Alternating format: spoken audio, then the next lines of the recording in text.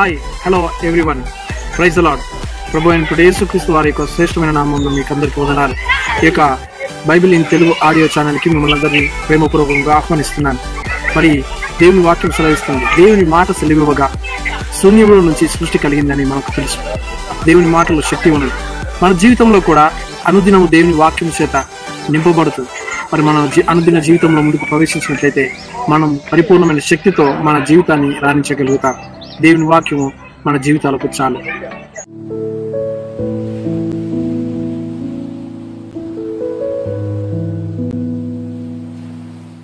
ద్వితీయోపదేశకాండము 8వ అధ్యాయము.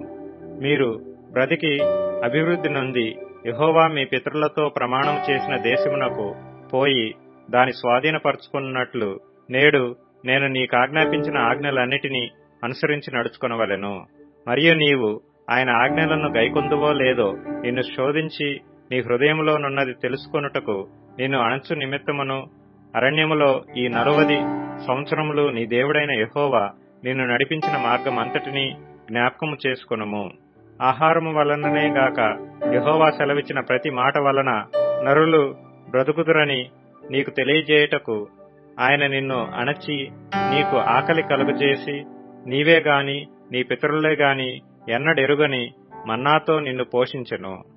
ఈ 40 సంవత్సరములు నీవు వేసుకొనిన బట్టలు పాతగిలలేదు, నీ కాలు వాయలేదు. ఒకడు తన కుమారుని ఎట్లు శిక్షించెనో అట్లే నీ దేవుడైన యెహోవా నిన్ను శిక్షించువాడని నీవు తెలుసుకొని ఆయన మార్గములలో నడుచుకొనున్నట్లును ఆయనకు భయపడునట్లును నీ దేవుడైన యెహోవా ఆజ్ఞలను గైకొనవలెను. నీ దేవుడైన యెహోవా నిన్ను మంచి దేశములో ప్రవేశపెట్టును. అది నీటి వాగులను, లోయలలో నుండి, కొండలలో నుండి పారు ఊటలను, అగాధ జలములను గల దేశము. అది గోధుమలు, యవలు, ద్రాక్ష చెట్లు, అంజూరపు చెట్లు, దానిమ్మ పండ్లను గల దేశము. ఒలీవ నూనెయు తేనెయు గల దేశము. కరువు అనుకొనకుండా నీవు ఆహారము తిను దేశము. అందులో నీకు ఏ లోపముండదు. అది ఇనుపరాళ్లు గల దేశము. దాని కొండలలో నీవు రాగి త్రవ్వి తీయవచ్చును.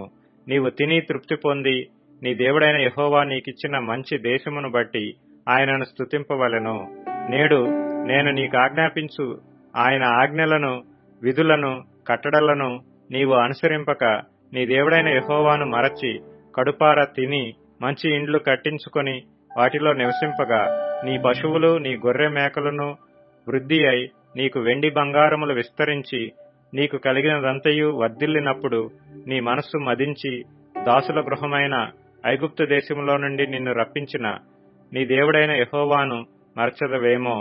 తాపకరమైన పాములను తేళ్లును కలిగి ఎడారి అయి నీళ్లు లేని భయంకరమైన ఆ గొప్ప అరణ్యములో ఆయన నిన్ను నడిపించెను.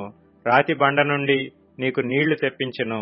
తుదకు నీకు మేలు చేయవలెనని నిన్ను అణచుటకును శోధించుటకును నీ పితరులు ఎరుగని మన్నాతో అరణ్యమున నిన్ను పోషించెను. అయితే మీరు మా సామర్థ్యము, మా బాహుబలము, ఇంత భాగ్యము మాకు కలుగజేసునని అనుకొందురేమో. కాగా నీ దేవుడైన యెహోవాను జ్ఞాపకము చేసుకొనవలెను.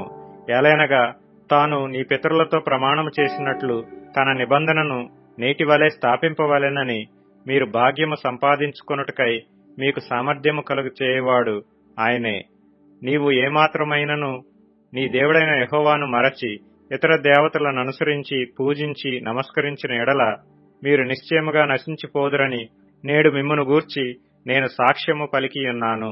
నీ ఎదుట నుండకుండా యెహోవా నశింపజేయుచున్న జనములు వినకపోయినట్టు మీ దేవుడైన యెహోవా మాట మీరు వినకపోయిన ఎడల మీరును వారి వల్లనే నశించెదరు.